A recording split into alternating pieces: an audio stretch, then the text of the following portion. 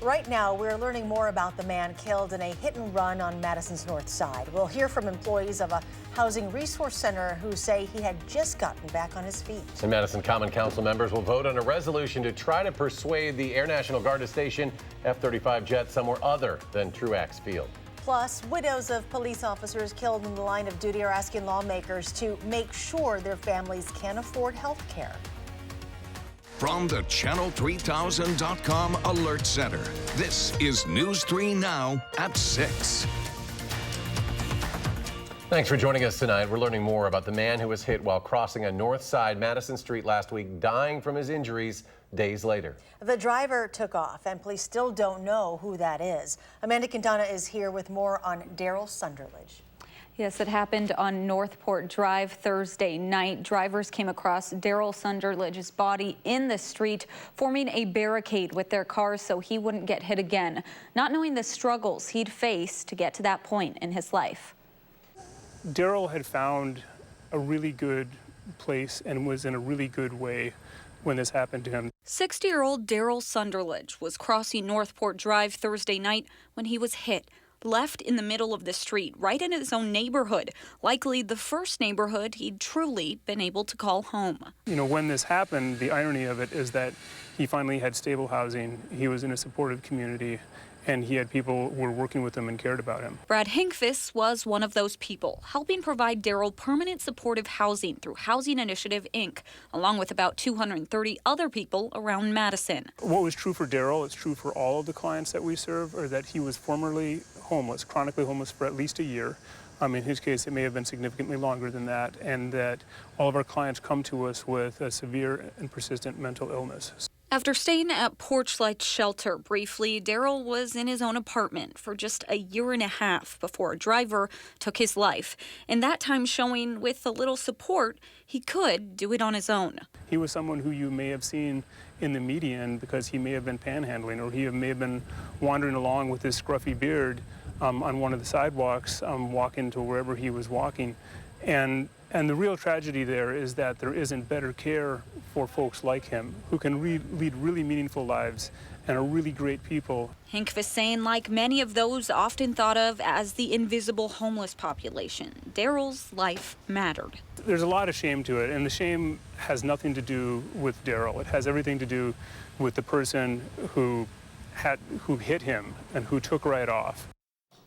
I'm told the Madison Police traffic specialist who's investigating this case is making good progress. All police have had to go on with surveillance video showing a blurry, dark-colored car. Police have been asking the public to look for a car with front-end damage.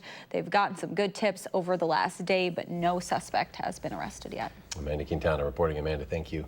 The Lafayette County Sheriff's Office says someone submitted an anonymous tip about the person involved in a hit-and-run crash with an Amish buggy over the weekend.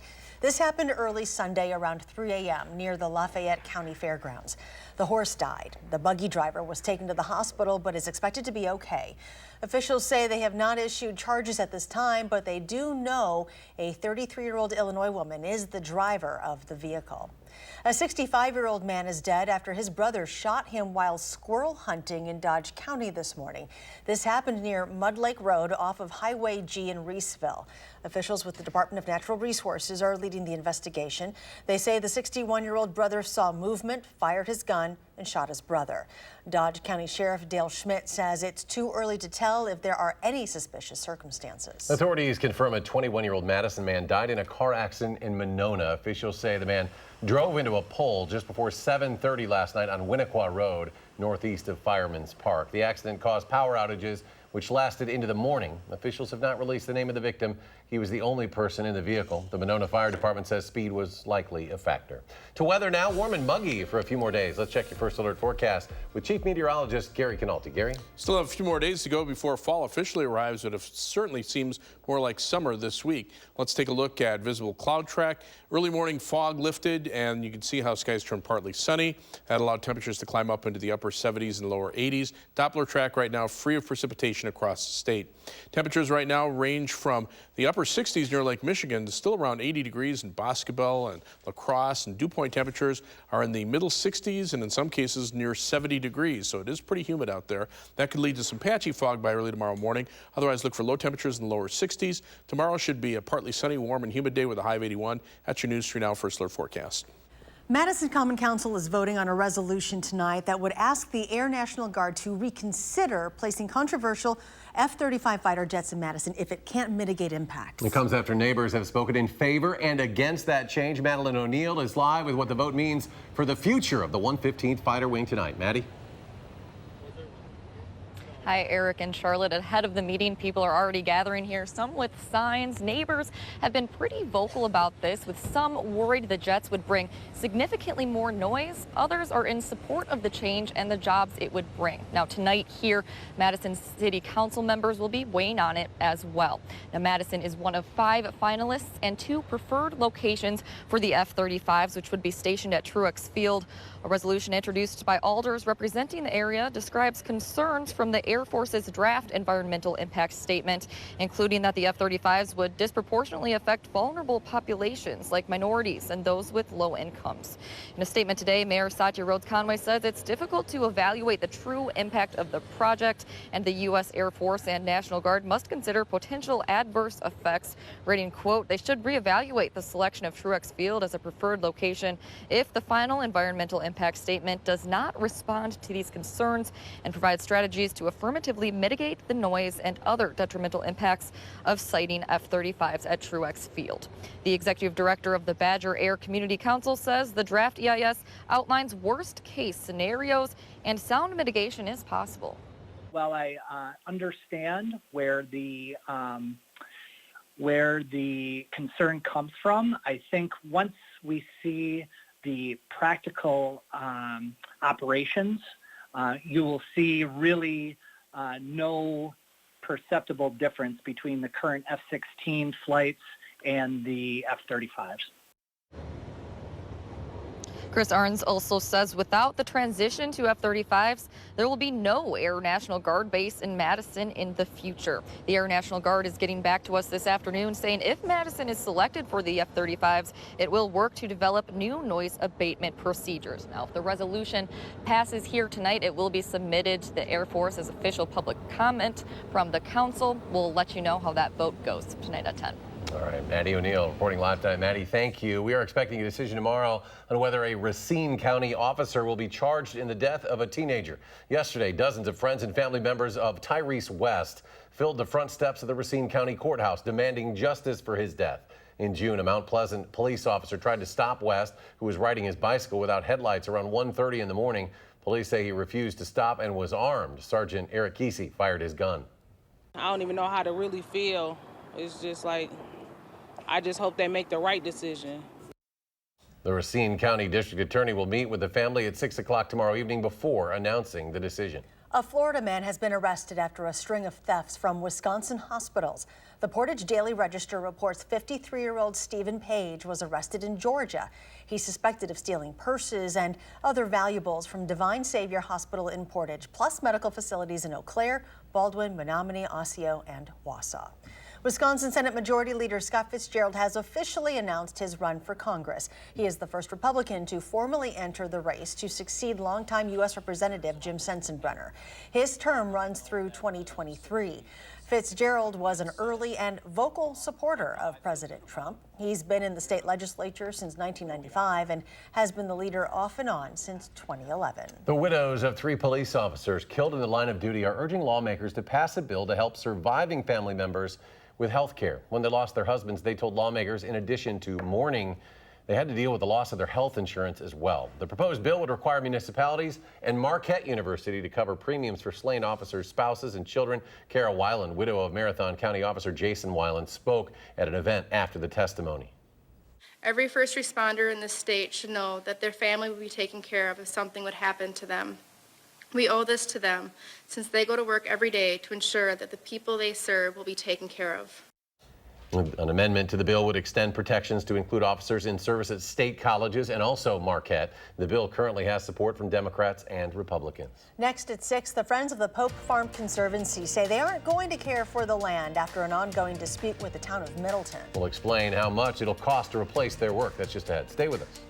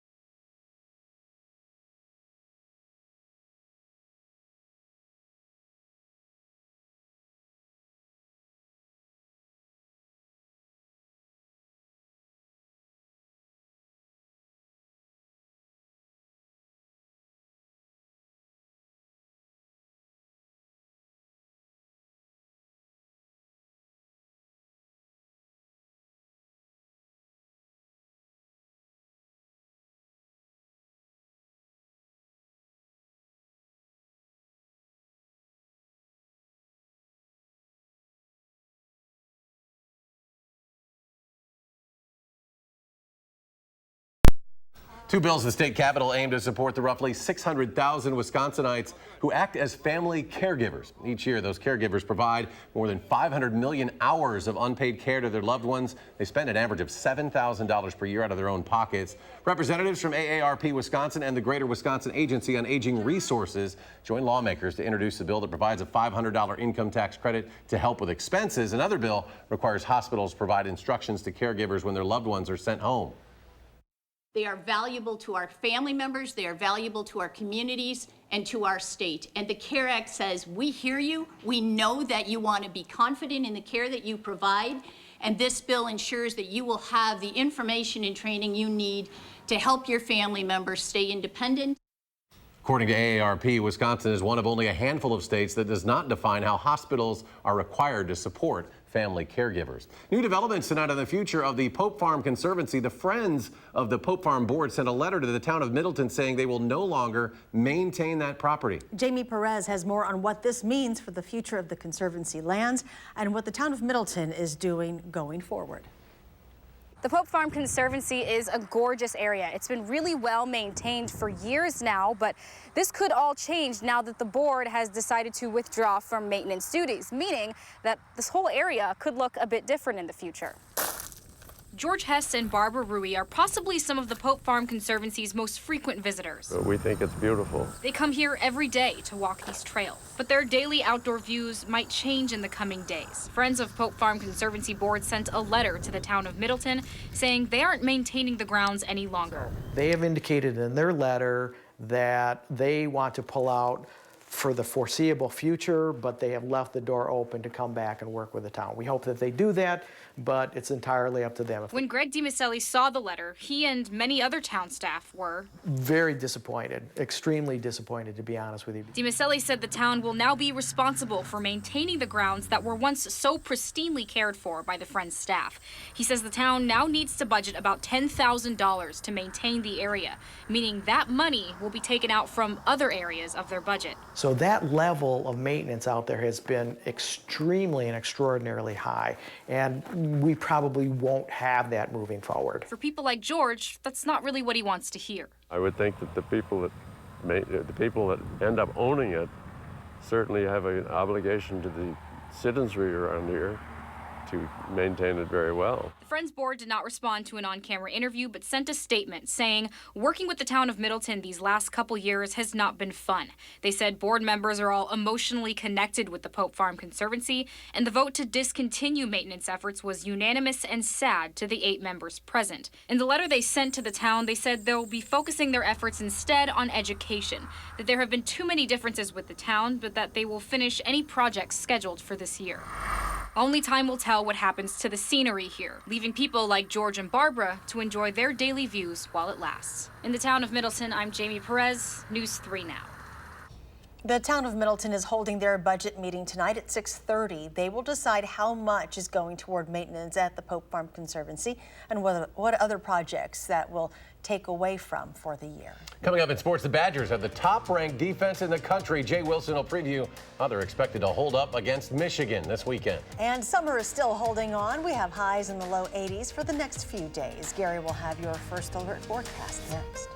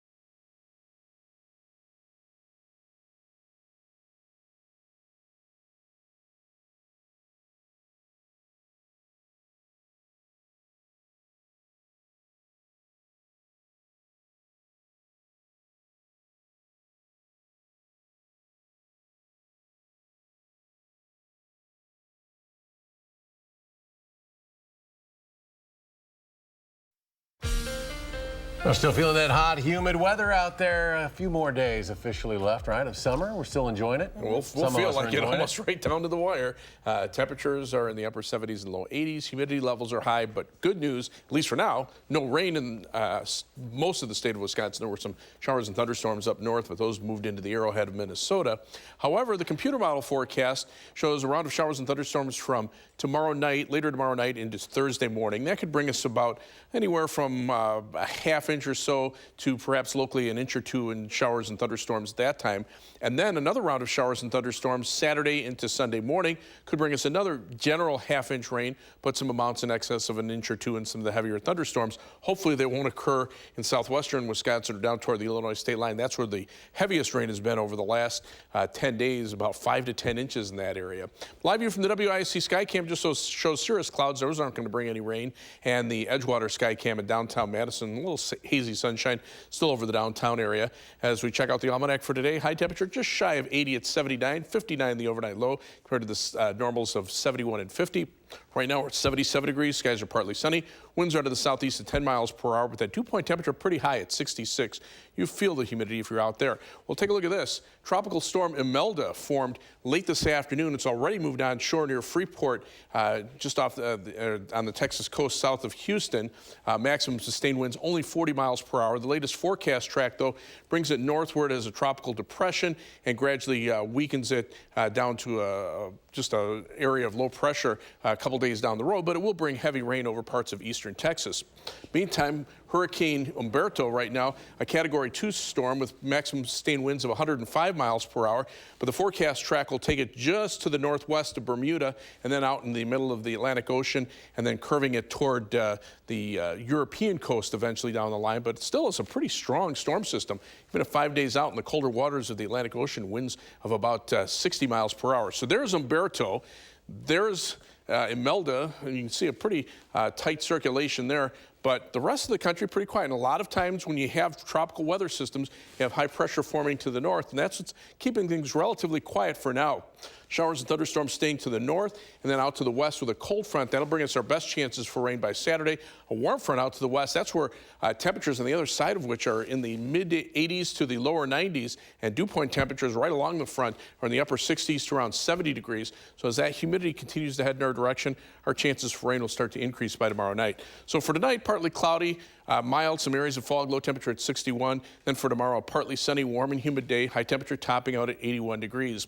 On future track, look for skies to be partly cloudy for tonight, low temperatures, lower 60s, high temperatures tomorrow topping out in the lower 80s. For tomorrow night, showers and thunderstorms arrive late tomorrow night into Thursday morning, and then on Thursday we'll see some sunshine in the afternoon, high temperatures around 80. Rainfall amounts, again, a ½ to an inch, some heavier amounts possible and heavier thunderstorms. 7 to 10 day forecast, you'll see those temperatures stay warm into the weekend, but shower and thunderstorm chances Saturday into early Sunday lead to cooler weather next week. Michigan hasn't won at Camp Randall in a long time. A point not lost on Michigan head coach Jim Harbaugh. We'll hear from him in sports.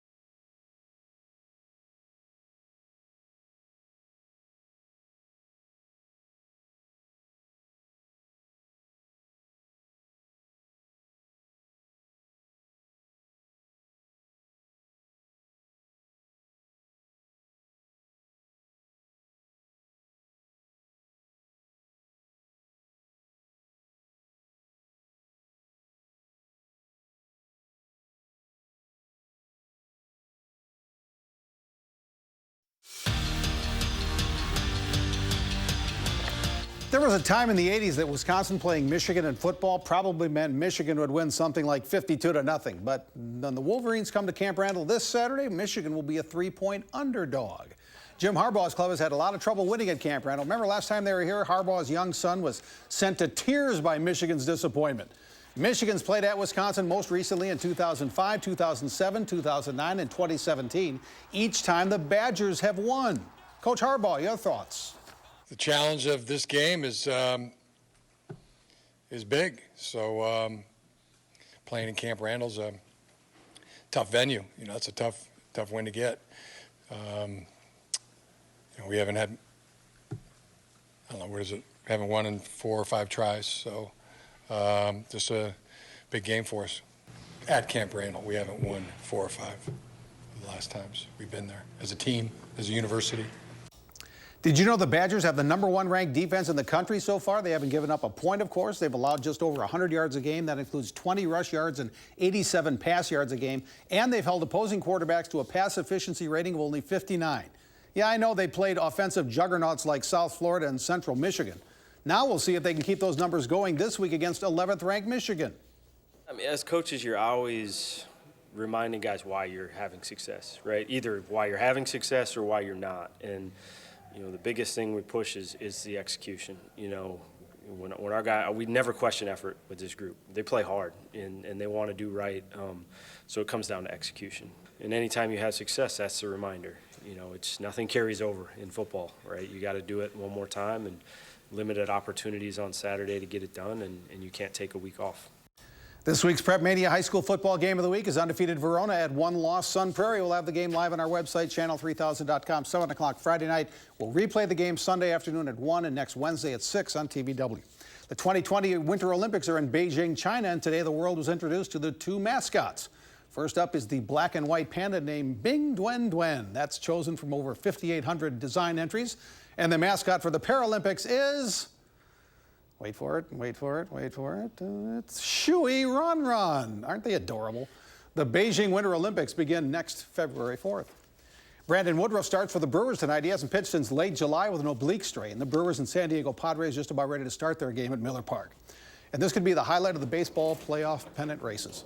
Last night at the bleachers at Wrigley Field, watch what this Cubs fan did. Look at that. He can balance a baseball cap on his forehead on its bill. We're far from done. Look at that little shake and bake. We're not done yet. Wow. We need a big finish. Watch this. No kidding. The guy's name is Yogi. That's why he has a Yogi Bear patch on that Cubs uniform. Yogi started this in 2005 at a circus show at Bloom High School in Chicago Heights. I thought he was going to floss. Gary, you probably know Yogi. I have never seen Yogi. About that, you know, like that. and if that's what it comes down to for the entertainment in the bleachers for a Cubs game, I'm about ready to turn my tickets in. I go to the game to see the game, not Yogi in the stands. Well, things pretty quiet out there right now. No rain across Wisconsin. Good news there. Temperatures pretty comfortable, upper 70s, although humidity levels are high. Dew points are in the mid 60s. Look for highs in the lower 80s as the winds start to die down overnight. That could lead to some fog. Temperatures lower 80s next couple of days, then cooler next week. Gary, thanks. Thanks for joining us for News 3 Now at 6. Enjoy your evening, and we'll see you back here at 10.